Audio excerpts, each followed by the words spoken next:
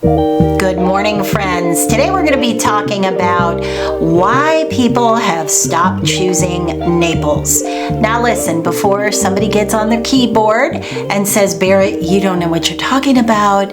Everybody loves Naples. I agree with you. I love Naples. A lot of people love Naples. But listen, about 15 years ago, Naples was kind of the only choice, okay? Can we just agree that 15 years ago, in Southwest Florida, Naples was the only game in town. That's where everybody wanted to be.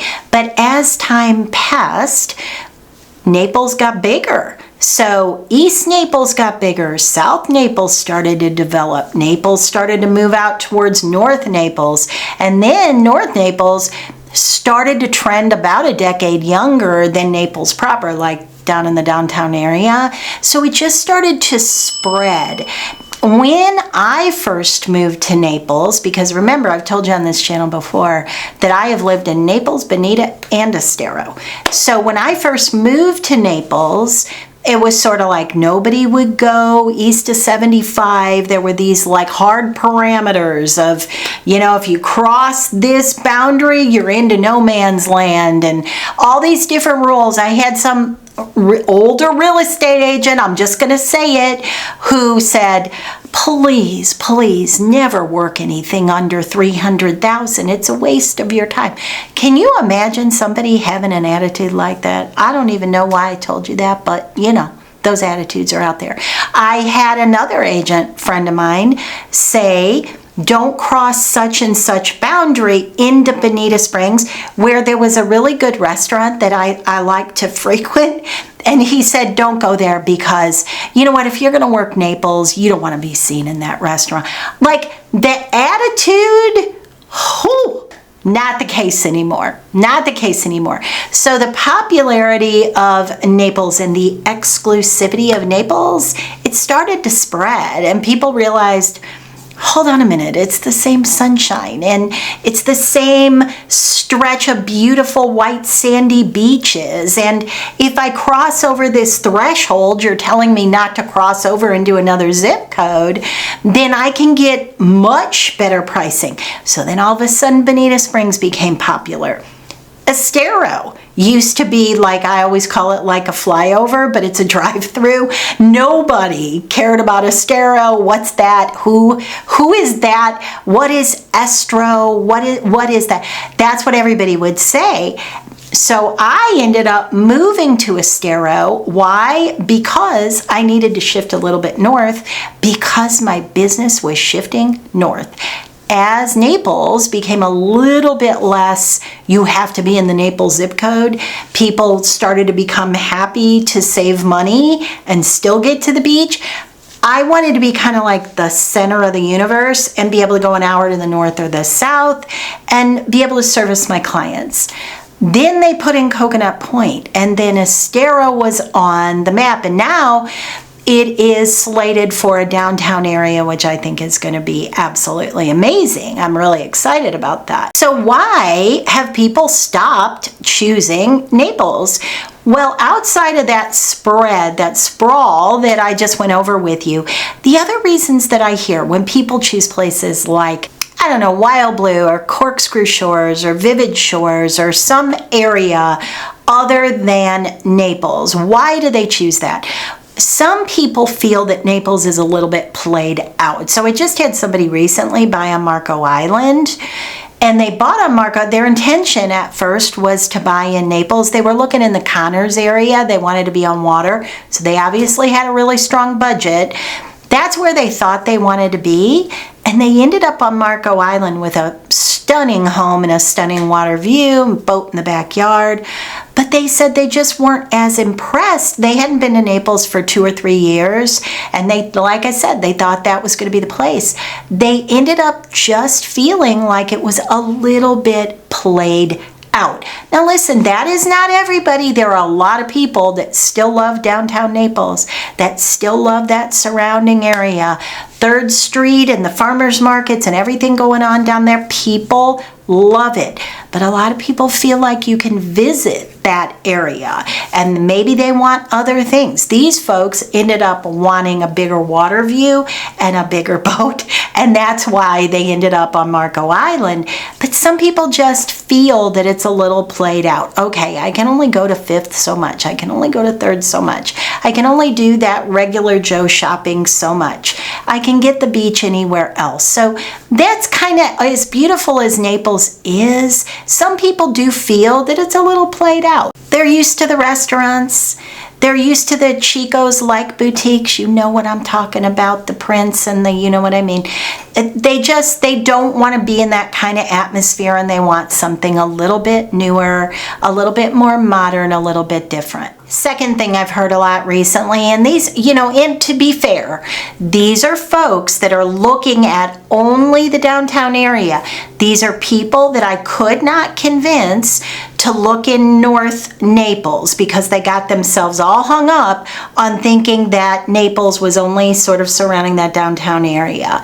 And I have heard, so I'll give you an example. I had a retired police officer who was moving from Massachusetts. He had saved a lot of money, gotten divorced, had his cigar, and he wanted to be in Naples. He had visited several times and it always felt like perfection. So he comes into town. We set up a bunch of showings in his budget, and he had a decent budget, but he was really at the opening price point for Naples and especially the downtown area. So we looked at the homes he can afford. He was disappointed because they were older, low ceilings, some popcorn ceilings, some so-so handy homeowner renovations had been done. But he was like, it's still Naples and I'm still happy and I still want to be here. I'm going to go to 5th, which is my happy place, and I'm going to smoke a cigar and I'm going to have a drink. So a day passes, I don't hear from him. I hear from him the following day, and he said, you know what, Barrett? I got on a plane and I went home. And I was absolutely shocked. I said, what the heck happened? And he said, I spent 4 hours sitting there with my cigar that I was asked to put out, drinking an $18 glass of wine. And he said, I looked around and I didn't see myself. And he said, I decided that I'm going to go back to Massachusetts. I'm going to explore all of Florida, and I'm going to figure out what area fits best for me. Some version of that story in my 30-year career, I have heard many, many times. Sometimes people just feel like they can't keep up with the Joneses in that part of Naples. Now, if given the chance, and I tried this with him, but by this time he was kind of beat up and thrown down the hill. If you take a look at North Naples, you may not feel that way, but sometimes people just get laser locked on that part of Naples, and then they feel like they can't compete. Next reason, no workers. I have brought this up since the beginning of my channel. I've been saying it for a long time. In my opinion, I feel like Naples, even really Southwest Florida, but more so Naples, the Achilles heel is the lack of middle class. Is there middle class? Yes. There is somebody typing, flames, sparks coming off their typing board that they're a nurse and they live in Naples. Yes, I believe you and I value you. But here's the thing, as a whole, it lacks workers, mechanics, hairdressers, nail technicians, servers, retail employees, cooks, chefs, med techs, respiratory therapists. Should I keep going? And the last reason that we have people not choose Naples is that they realize, given the opportunity, there are better choices up north. Now, up north might be Bonita Springs. Up north might be Estero. Bonita Springs and Estero have improved so much and spread out so much. Some people are still under the impression that Estero is a pass-through. You've got just a couple traffic lights and you're through it. No, that's somebody that doesn't understand Estero. West of 41 is lovely. The downtown area is going in. There are live works that are going in. There's a new park going in. And as you move down Corkscrew, beautiful, beautiful homes, and that keeps extending. There's a lot in there right now. I mean, you've got, like I mentioned, you have Wild Blue, Corkscrew Shores, Bella Terra, Wildcat Run, which is beautiful, The Place. As you move even further, you have Verdana Village, and now there's a brand new community going in called Kingston. Some of you have asked me about that. That's going to be an opening price point of about $400,000. So it's not developed out yet, but you're very, very pre-phase one to where you can get yourself a really good deal, because I do think that that's going to continue to stack. So reach out to us if you want information about that. Lenora is the builder, but there's going to be other builders in there as well.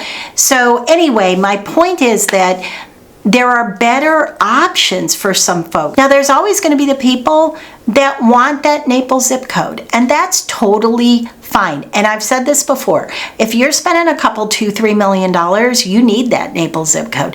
You can spend a couple million, $2 million, $3 million, $4 million in Estero and Bonita. You absolutely can. You can spend it up in Venice. You can spend it up in Lakewood Ranch. That's another area that's really growing, is Lakewood Ranch. And they're expanding right now. I was just in Welland Park last week.